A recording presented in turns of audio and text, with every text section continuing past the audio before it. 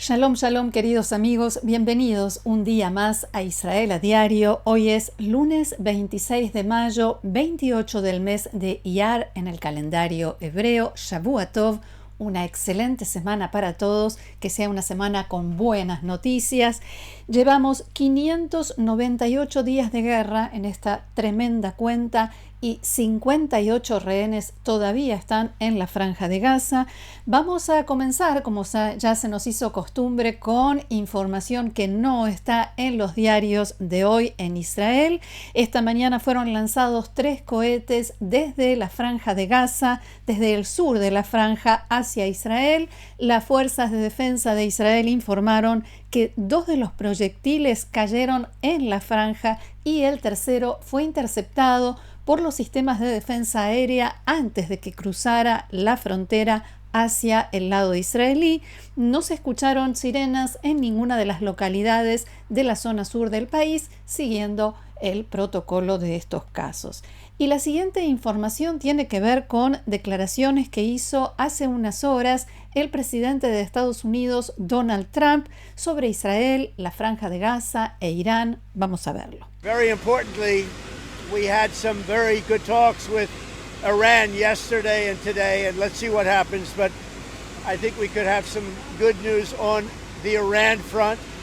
Likewise with Hamas on the Es muy importante destacar que ayer y hoy mantuvimos conversaciones muy positivas con Irán y veremos qué sucede, pero creo que podríamos tener buenas noticias sobre Irán. Lo mismo ocurre con Hamas en Gaza. Podemos ver si podemos detenerlo. Y con Israel hemos estado hablando con ellos para ver si podemos frenar toda esta situación lo antes posible. En cuanto a la energía nuclear, hemos mantenido conversaciones muy positivas con Irán. Y no sé si les contaré algo bueno o malo en los próximos 2 días, pero tengo la sensación de que podría contarles algo positivo. Hemos logrado avances reales, avances importantes, decía Donald Trump. Además, el sitio web Sky News en árabe, y allí lo vemos, cita hoy en su sitio web fuentes que dicen que existe una creciente probabilidad, así textualmente, de que el presidente de Estados Unidos, Trump, anuncie un alto el fuego en Gaza en los próximos días. Se espera que esta medida sea parte de un acuerdo más amplio que incluya la liberación de rehenes israelíes retenidos por Hamas, dice el informe. Las fuentes le dijeron a Sky News Arabia que hay expectativas de que Trump anuncie el cese de fuego dentro de pocos días. El informe también cita fuentes del gobierno estadounidense, según las cuales Trump está presionando al gobierno de Netanyahu para que detenga la guerra y que el presidente no está satisfecho con la continuación del conflicto, así lo dice textualmente este reporte. Anoche el primer ministro Netanyahu mantuvo consultas de seguridad, una reunión con los más altos mandos de las fuerzas de seguridad en medio de tensiones internas de las que después vamos a hablar, bajo presión de Washington. Varios medios, y no solamente en Israel, informan que las autoridades estadounidenses están presionando a las israelíes para que les den más tiempo antes de que completen la ocupación de la franja. Y dicen también que los estadounidenses no interrumpieron sus contactos directos con Hamas por distintos canales, principalmente con la mediación del empresario estadounidense palestino Bishara Bahaba. En la mañana de hoy, el canal de televisión libanés Al Mayadin informó, citando a un funcionario palestino de alto rango, que Hamas e Israel están examinando un nuevo borrador para un acuerdo sobre rehenes que incluye un alto el fuego de 60 días y la liberación de 10 rehenes israelíes con vida, en 2 etapas. El borrador fue transmitido precisamente a través de este empresario y medios israelíes ya alcanzaron a reportar que Israel rechazó esta idea, esta propuesta, y citan a un funcionario del gobierno israelí que dice que esta propuesta no puede ser aceptada por ningún gobierno que se considere responsable. Recordemos que medios israelíes informaron hace algunas semanas que el empresario estadounidense palestino Bishara Bahaba fue una pieza clave en la liberación en las negociaciones para liberar al soldado israelí estadounidense Idan Alexander. Sobre este tema, Canal 12 de la televisión israelí informó anoche que debido a la liberación de Alexander hay una crisis interna e incluso falta de diálogo entre el brazo armado de Hamás y la oficina política que se encuentra en Doha. ¿Por qué debería importarnos esto? Porque afecta a las negociaciones, tanto del cese de fuego como, por sobre todo, de liberación de los rehenes. Lo que sucedió antes de la liberación fue que Qatar ejerció una muy fuerte presión sobre Jalil al-Haya, quien está al frente de la delegación que representa a Hamás en las negociaciones, y lo presionaron para que liberasen a Idan Alexander como un gesto de buena voluntad hacia el gobierno de Estados Unidos, hacia el presidente Trump. En el ala militar de Hamás, que están dentro de la Franja de Gaza, no estaban de acuerdo, pero finalmente cedieron a la presión. Al día siguiente de la liberación, Israel llevó a cabo un amplio e intenso ataque contra el máximo liderazgo de Hamás en la Franja de Gaza, incluyendo a Muhammad Sinwar, y por eso los hombres del ala militar de Hamás cortaron el diálogo con la oficina política. Están muy enojados, decían en Canal 12. Y esto, desde nuestro punto de vista, como decía, afecta la comunicación y la toma de decisiones del lado de Hamás y, por tanto, la marcha de las negociaciones. Al mismo tiempo, en Jerusalén desmintieron anoche el informe del canal saudita Al-Hadad, según el cual una delegación israelí negociadora iba a llegar esta mañana a El Cairo para seguir los contactos por un acuerdo de cese de fuego y liberación de los rehenes. Si hiciéramos un raconto de todas las versiones diferentes de las negociaciones y de las propuestas, creo que no terminaríamos nunca. Decía entonces que fuentes de la delegación dijeron a Galei Tzahal que no hay ningún plan como este, al menos por el momento. O sea, nadie tiene planificado en Israel enviar una delegación a El Cairo, al menos por ahora.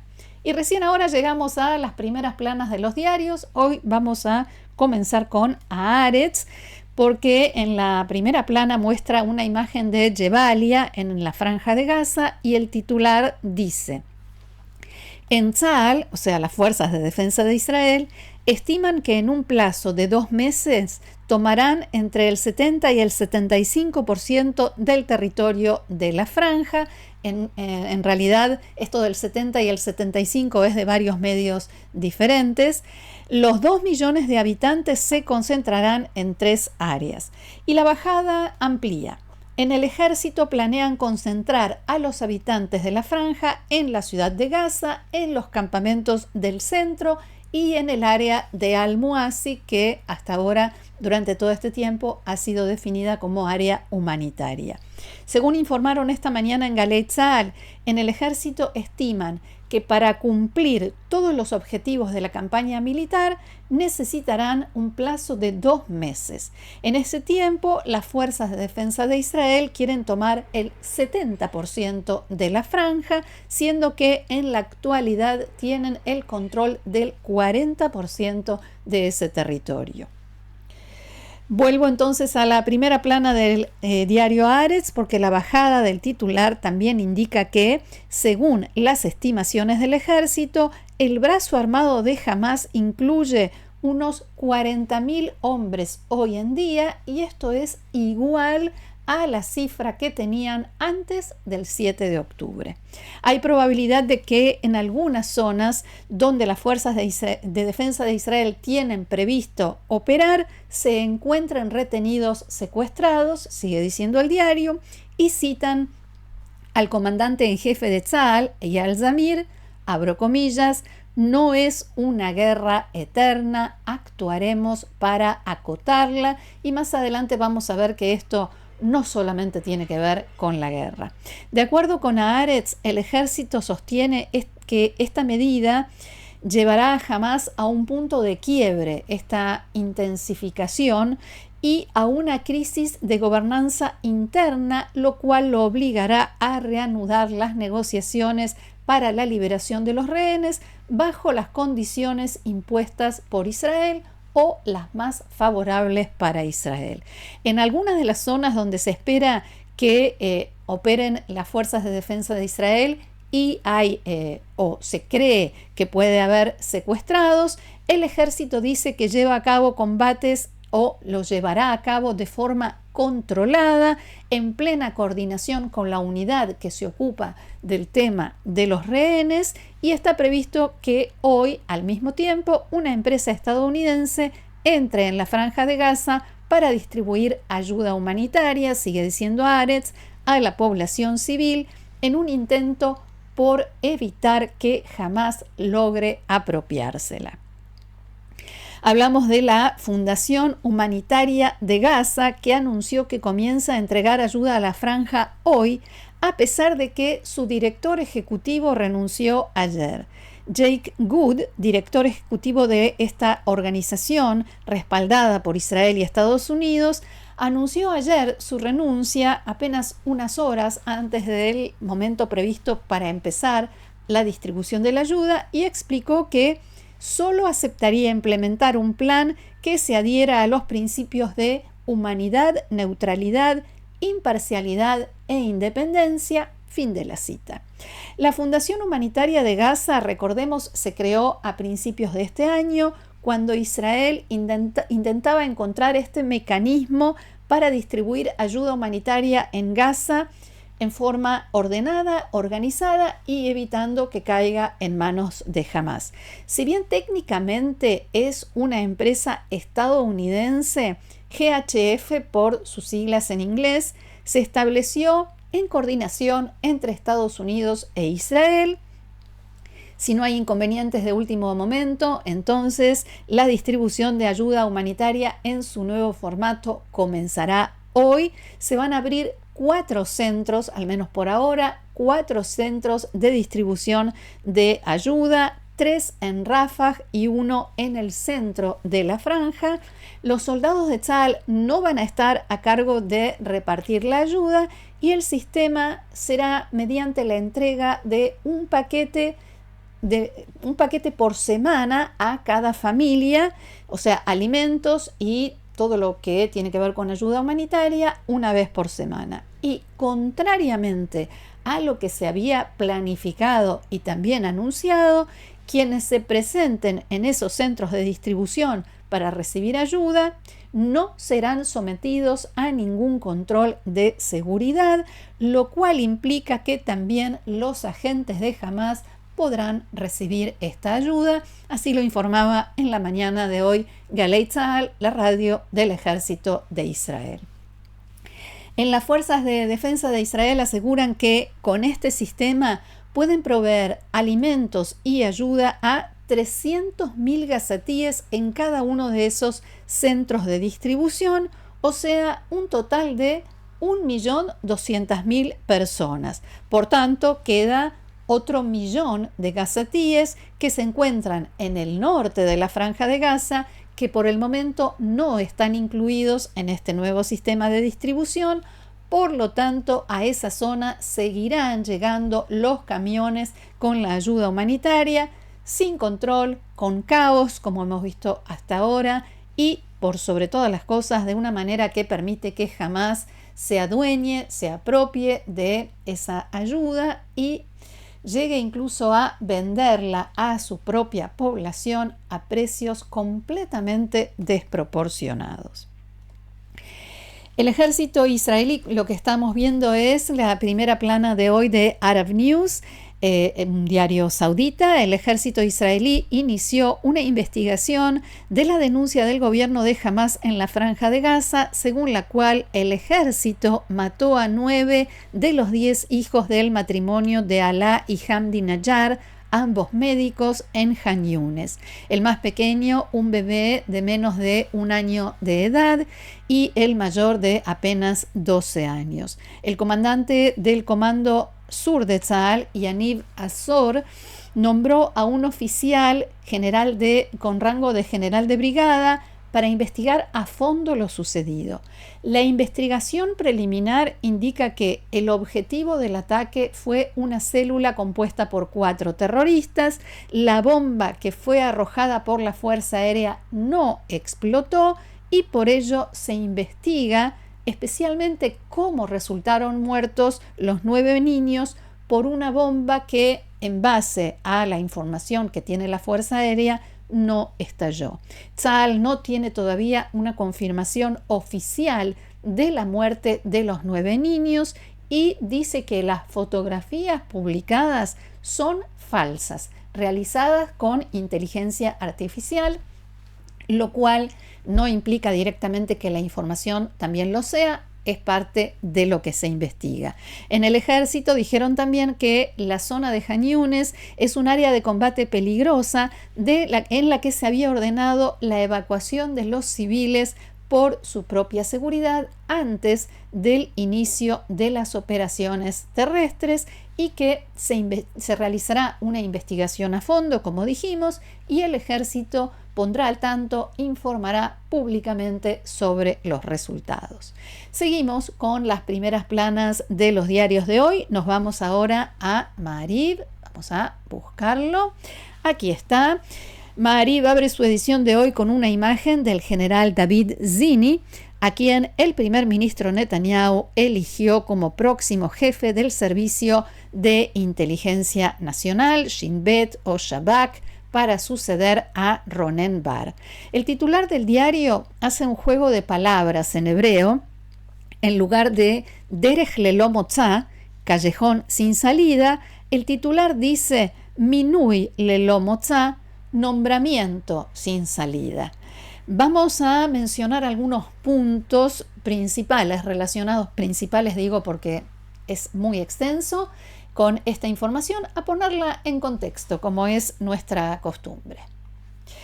David Zini es general del ejército israelí, ha sido comandante del batallón 51 de la brigada Golani, de la unidad Egoz de las fuerzas especiales, así como comandante en la brigada Alexandroni, y aunque no sepamos exactamente de qué se trata cada una de esas unidades del ejército, sí dan cuenta de una carrera militar muy fructífera. Actualmente se desempeña como jefe del comando de entrenamiento del Cuerpo de Estado Mayor de las Fuerzas de Defensa de Israel y también ha sido responsable de impulsar el reclutamiento de jóvenes judíos ultraortodoxos y ortodoxos al ejército. En los últimos días, en medio de todas las discusiones, solo se escucharon buenos comentarios sobre su desempeño militar, sobre su desempeño a lo largo de su carrera en el ejército israelí. Eso sí, en la misma medida, algunos expertos señalan que David Zini no tiene experiencia, no tiene ninguna formación ni trabajo previo en áreas de inteligencia, como corresponde para quien esté al mando del Servicio de Seguridad Nacional. Pero en Canal 12 de la televisión israelí informaron que en el pasado no tan lejano, Zini declaró que, como una cuestión de principios, él está en contra de llegar a acuerdos, de hacer acuerdos para liberar rehenes y que la lucha contra Hamás es una guerra eterna. Dicho esto, entre comillas. Familiares de los rehenes enviaron un mensaje a Zini en el que escribieron: Abro comillas. Sus palabras nos sacudieron, hicieron tambalear nuestro mundo, dice exactamente el mensaje. La idea de que sea nombrado un jefe del servicio de seguridad que tiene intención de actuar en contra del máximo objetivo implica volver a abandonar a su suerte a los secuestrados. Pero las críticas no terminan allí. Allí lo vemos a David Zini junto al primer ministro Netanyahu. Parece ser la única imagen que tienen juntos. Como sabemos, decía, la Corte Suprema de Justicia determinó que la destitución de Ronen Bar fue ilegal. Se hizo sin seguir los procedimientos legales ni las normas, y después de que se diera a conocer la noticia de la elección de David Zini, la asesora letrada del gobierno, Gali Baharav Miara, acusó a Netanyahu de actuar en contravención de este fallo de la Corte Suprema y manifestó preocupación porque el proceso de nombramiento pudo haber quedado viciado, en sus palabras, debido a que Netanyahu se encuentra, según ella, en una situación de conflicto de intereses. Tanto los jueces de la Corte como la asesora letrada sostienen que el primer ministro incurrió en este conflicto de intereses que señalan al destituir a Ronen Bar y al nombrar a David Zini, debido principalmente a la investigación del Qatar Gate, esta causa en la que se investiga a funcionarios muy cercanos, allegados y que trabajan en la oficina del primer ministro Netanyahu por supuestos vínculos con Qatar y por supuestamente haber recibido dinero para impulsar campañas de imagen positiva en favor de ese país. Este fin de semana el primer ministro dijo que el nuevo jefe designado del Shabak no tiene ni va a tener ninguna influencia, no va a participar en estas investigaciones, algo que, según explicaron expertos entrevistados en distintos medios, en la práctica no es posible, no funciona así. Decían que en la policía sí se puede, de acuerdo a las normas que rigen en Israel, que puede existir una situación en la que el jefe de policía no esté al tanto de cada una de las investigaciones que lleva adelante el cuerpo, pero no en el servicio de seguridad. Y eso no es todo. Las críticas también se produjeron por la forma como se llevó a cabo el nombramiento. Fue en un encuentro entre Netanyahu y Zini en la base militar Tzeelim, durante una visita que hizo el primer ministro a la base. Finalizada la visita, cuando ya se estaba por ir, el primer ministro invitó a Zini a una conversación en el asiento trasero de su automóvil, donde dialogaron durante algunos minutos y el primer ministro le comunicó su decisión de nombrarlo como próximo jefe del Servicio de Seguridad de Israel. Esa conversación, según informaron, en primer lugar lo informó Galei Tzahal, después algunos otros medios, se hizo sin que estuviera presente el secretario militar del primer ministro, Roman Goffman, como mandan las normas de procedimiento, ¿sí? En estas cosas hay procedimientos muy claros y estrictos. Entonces, el secretario militar de Netanyahu debía estar presente en esa conversación. Netanyahu no le avisó. Como ya se estaban por ir, en realidad Goffman estaba en otro auto en la caravana esperando, y como vio que los automóviles no salían, salió, se acercó al auto de Netanyahu y justo en ese momento vio salir de allí a Zini y le preguntó qué había pasado, de qué habían hablado. David Zini le respondió que había estado conversando con el primer ministro Netanyahu sobre el reclutamiento de jóvenes ortodoxos. Además, tampoco se lo comunicaron al comandante en jefe del ejército, Eyal Zamir, que más tarde difundió un comunicado recordando las normas vigentes. Abro comillas: cualquier conversación que mantengan los soldados de las Fuerzas de Defensa de Israel con el escalafón político debe contar con la aprobación del jefe de Estado Mayor. Y el canal de la televisión pública Kan informó que este fin de semana varios funcionarios del Servicio de Seguridad del Shabak amenazaron con renunciar si finalmente el general David Zini recibe el cargo. En primer lugar, porque creen que la decisión de nombrar a Zini tiene una motivación política y están preocupados, dicen, por mantener la imparcialidad de la institución. El nombramiento de Zini tiene que pasar ahora por el Comité de Nombramientos de Altos Cargos para examinar su integridad, sus cualidades, si es apropiado para el cargo y demás, y después será sometido a la aprobación del gobierno. De todas maneras, las dificultades no se terminan allí, porque también en esto hay un obstáculo, ya que la comisión, esa comisión de nombramientos de altos cargos o nombramientos de alto rango, no está completa y además una de sus integrantes tiene que abstenerse, no puede intervenir en este tema porque es la madre de uno de los acusados en el caso conocido como Qatar Gate. Bien, y antes de despedirnos quiero contarles que hoy es Yom Yerushalayim, el día de Jerusalén, así que mañana vamos a estar comentando cómo se desarrollaron todos los actos y las celebraciones. Hasta aquí nuestro encuentro de hoy. Muchísimas gracias por haberlo compartido con nosotros una vez más.